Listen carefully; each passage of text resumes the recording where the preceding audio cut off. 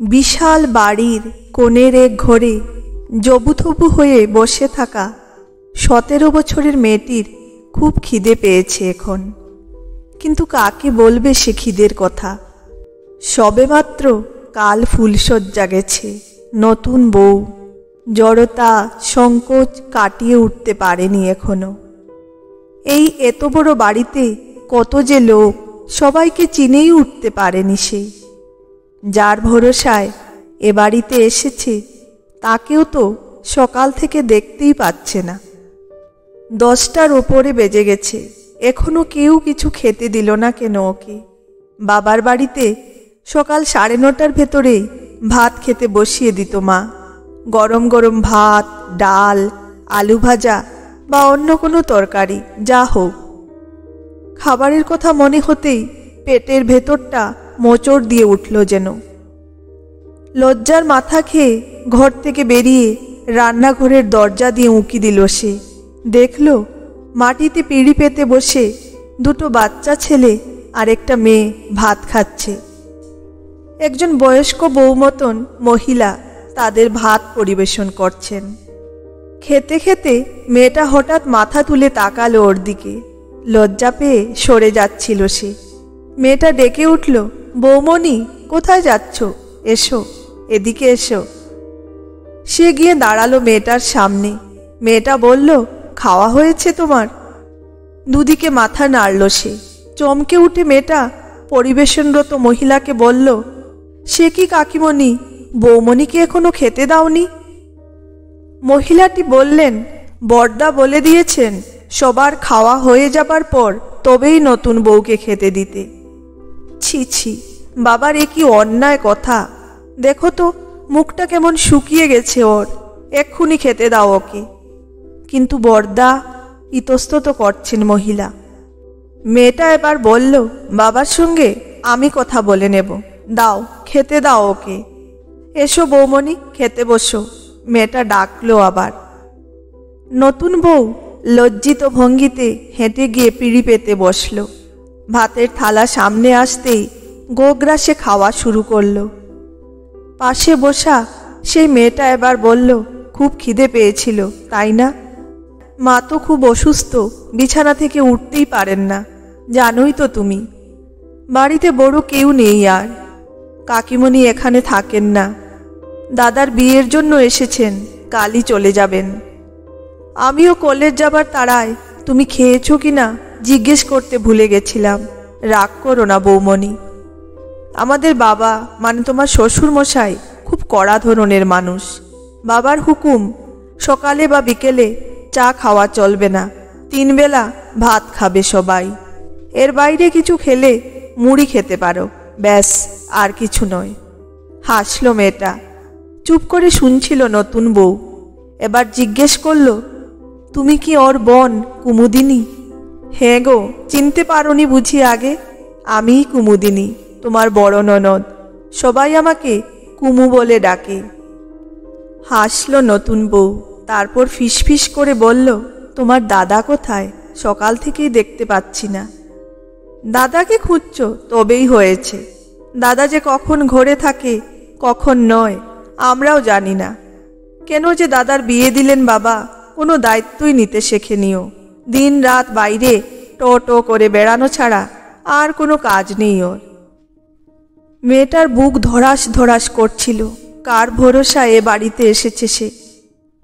বাবা কার সাথে বিয়ে দিলেন? সে তো এখন বিয়ে করতে চায়ও নি, আরও পড়তে চেয়েছিল, কিন্তু বাবা জোর করে বিয়ে দিয়ে দিল। মেয়েদের বেশি পড়াশোনা করানোতে বিশ্বাস করে না বাবা। ওকে চুপ দেখে কুমু বলল, তুমি ভয় পাচ্ছ বৌমণি? দাদা খারাপ নয়, কিন্তু শুধু একটু বাউন্ডলে গোছের, ভয় পেও না। আর আমি তো আছি তোমার সাথে, ভাবছ কেন? চুপচাপ ভাত খেয়ে উঠে গেল নতুন বউ। রান্নাঘর থেকে বেরোতেই শ্বশুরমশাই ডাকলেন ওকে, বৌমা, আমাদের ঘরে এসে বসো, একটু কথা আছে। মাথায় ঘোমটাটা ভালো করে টেনে দিয়ে শ্বশুরমশাইয়ের ঘরে ঢুকল। ঘরে পাশাপাশি দুটো বিছানা। একটা বিছানাতে রুগ্ন শাশুড়ি মা শুয়ে আছেন। চলাফেরার ক্ষমতা নেই, কথাও বলতে পারেন না। ছোট মেয়েটার জন্মের পর থেকেই নাকি কি এক অসুখে তার এই অবস্থা। কি হলো, দাঁড়িয়ে আছো কেন? বসো। শ্বশুরমশাইয়ের কথায় বসল সে। তিনি বললেন, কিছু কথা বলছি, মন দিয়ে শুনে নাও। এই সংসারের ভার কিন্তু এখন পুরোটা তোমার ওপর। তুমি এই বাড়ির বড় বউ, কি পারবে তো? মাথা হেলালো সে। তিনি আবার বললেন, আমার মেজো ছেলে এবার মাধ্যমিক দিয়েছে, সেজো 7-এ পড়ছে, ছোট ছেলে 3-তে, কুমু কলেজে পড়ছে, আর তোমার সবচেয়ে ছোট ননদ এই সবে 3 বছরের হলো। এদের ভারও কিন্তু তোমাকেই নিতে হবে। তোমার স্বামী মানে আমার বড় ছেলে রাতুল কলেজ পাশ করে দিন রাত বাউন্ডলের মতো ঘুরে বেড়াচ্ছে। কোনো কিছু করার চেষ্টা নেই ওর মধ্যে। ওকেও মানুষ করার দায় তোমার। কুমু এতক্ষণ চুপচাপ শুনছিল।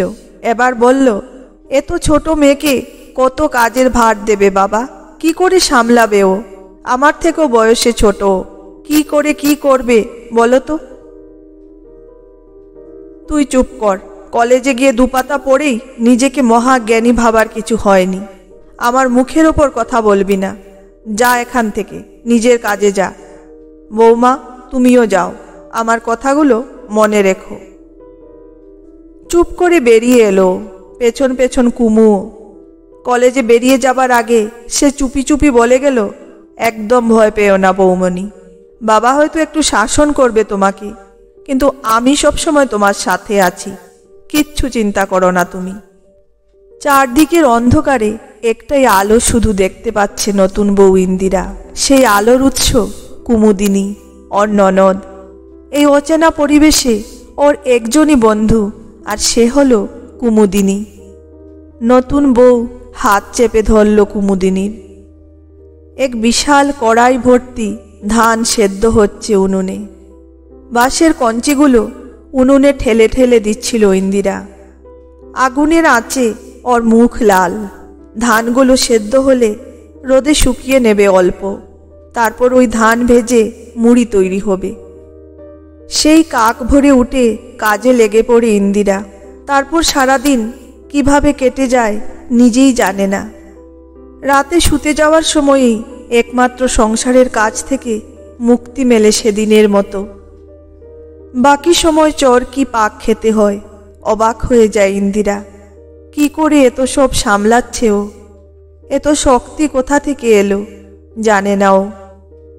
সংসারের এত লোকের রান্না, কাপড় কাচা, বাসন মাজা, ছোট ননদ দেওরদের দেখাশোনা, শাশুড়ি মায়ের দেখাশোনা, সবই তো সামলে নিচ্ছে। যদিও কুমুদিনী যতক্ষণ বাড়ি থাকে পুরো সময়টাই বৌদির পেছনে পেছনে থাকে। দুজনে মিলে হাতে হাতে কাজগুলো করে ফেলে। সত্যি কুমু না থাকলে কি যে হতো।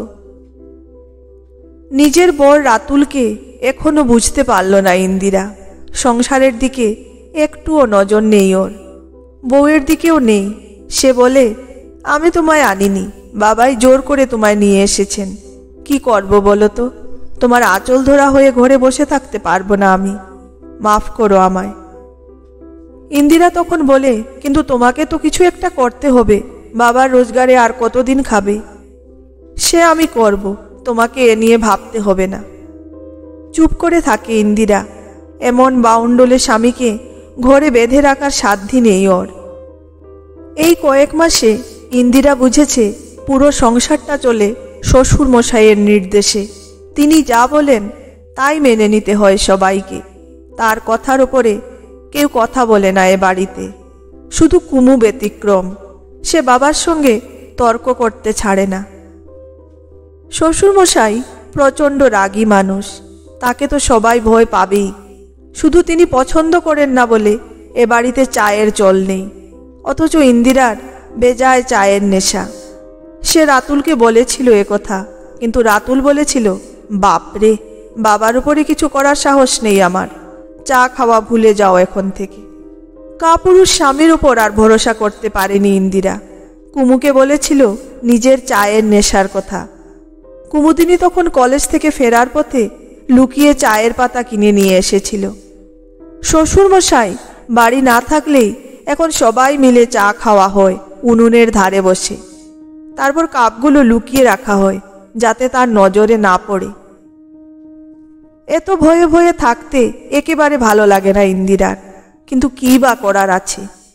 সংসারের কাজে পান থেকে চুন খসলেই রেগে যান তিনি, আর ইন্দিরাকে কথা শোনান। মনে পড়ে একদিন 3 বছরের ছোট্ট ননদ খুব কাঁদছিল।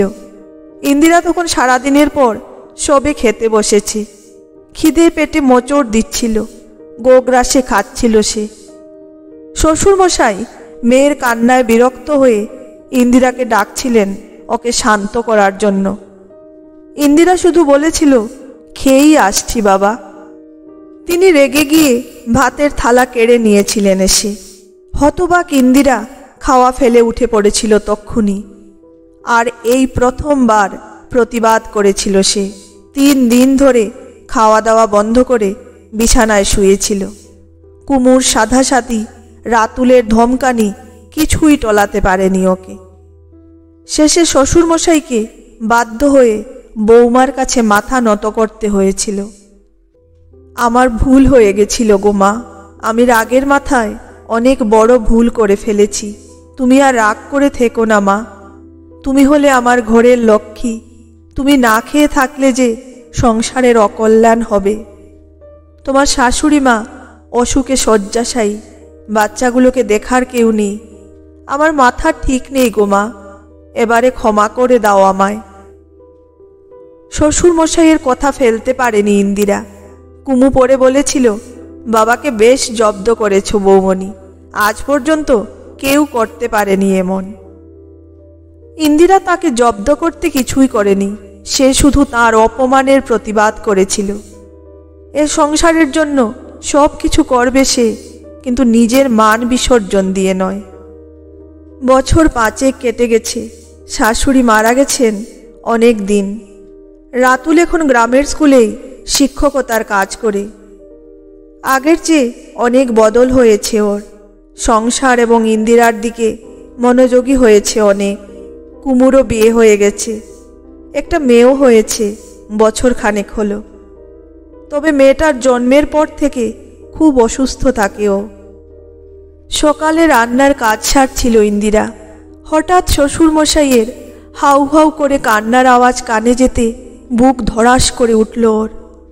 দৌড়ে বাইরে টানা বারান্দায় বেরিয়ে দেখল তিনি কাঁদতে কাঁদতে মাটিতে বসে পড়েছেন। চোখের সামনে অন্ধকার দেখছিল ইন্দিরা, মাথা ঝিমঝিম করছে ওর। এ কি করে সম্ভব? কুমু আর নেই। ওর মিষ্টি হাসি হাসি মুখটা মনে আসতেই ঝরঝর করে কেঁদে ফেলল সে। অনেক দিন থেকেই ওকে দেখতে যাওয়ার কথা হচ্ছিল, কিন্তু এর আগেই এমন দুর্ঘটনা ঘটে যাবে কে জানত। শ্বশুরমশাই এই ঘটনার পর থেকে চুপচাপ হয়ে গেছেন একদম। নিজের ঘরেই বসে থাকেন সারাদিন। বড় কষ্ট হয় ইন্দিরার তার জন্য। 1 বছর বাদে একদিন একটা চিঠি এলো বাড়িতে, কুমুর বর অসিতের লেখা। সে লিখেছে কদিনের মধ্যে বিয়ে করবে সে। ওর মায়েরও বয়স হয়েছে। কুমুর মেয়েকে দেখাশোনা করার কেউ নেই বাড়িতে। যদি কুমুর বাপের বাড়ির লোকেরা বাচ্চাটির দায়িত্ব নেয় তবে খুব ভালো হয়। শ্বশুরমশাই চিঠিটি পড়ে বললেন, এখন কি হবে বৌমা? অসিত যে এত স্বার্থপর বুঝিনি তো আগে।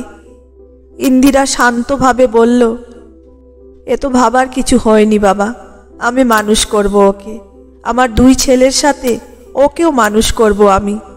কুমুর মেয়ের কোনো অযত্ন হবে না আমি থাকতে। শ্বশুরমশাই বিহ্বল দৃষ্টিতে তাকালেন ওর দিকে। তুমি সত্যি আমার ঘরের লক্ষ্মী বৌমা, বুক দিয়ে আগলে রেখেছ সংসারটাকে। ইন্দিরা এত কিছু বোঝে না, সে শুধু জানে সংসারের এতগুলো মানুষ ওর ওপরই নির্ভরশীল, তাদের জন্য এটুকু তো করতেই হবে ওকে। আর কুমুর কাছে তো ওর কৃতজ্ঞতার সীমা নেই, ওর জন্য সব কিছু করতে পারে সে। বলো কি ঠাম্মা, এত কষ্ট করেছ তুমি, তবুও সেই সংসারের জন্য নিজেকে বিলিয়ে দিয়েছ। আমরা হলে যে কি করতাম কে জানে। নাতনির কথায় ফোকলা দাঁতে হাসেন ইন্দিরা। নাতি নাতনিরা ঘিরে বসে আছে তাকে। তাদের শখ হয়েছে ঠাম্মার পুরনো দিনের গল্প শুনতে। আসলে বড় নাতি কমলের বিয়ে উপলক্ষে বাড়িতে অনেক লোকের ভিড়। আসর জমেছে ভালোই। নতুন বউ তুলিও আছে আসরে। ইন্দিরা আপন মনে ভাবেন ভালোবাসা দিয়ে সংসারটাকে আগলে রেখেছিলেন। বিনিময়ে ভালোবাসা পেয়েছেনও প্রচুর। দেওর ননদদের কাছে তো তিনি মায়ের মতো ছিলেন। আর শ্বশুরমশাই তো পরে রীতিমতো চোখে হারাতেন ইন্দিরাকে। মৃত্যুশয্যায় শুয়েও তিনি বারবার ক্ষমা চেয়েছিলেন ইন্দিরার কাছে। আমি অনেক অন্যায় করেছি তোমার সাথে, কিন্তু তুমি কখনো ধৈর্য হারাওনি।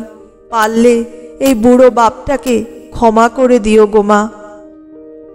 এসব কথা মনে পড়লে এখনো চোখে জল চলে আসে ইন্দিরার। অশ্রুসজল চোখে তিনি আপন মনে বিড়বিড় করেন, সংসারটা বড় কঠিন জায়গা গো দিদি ভাই। একমাত্র ভালোবাসাই পারে সব কিছু সহজ করে দিতে। একবার ভালোবেসে দেখো সব কিছু কত সহজ।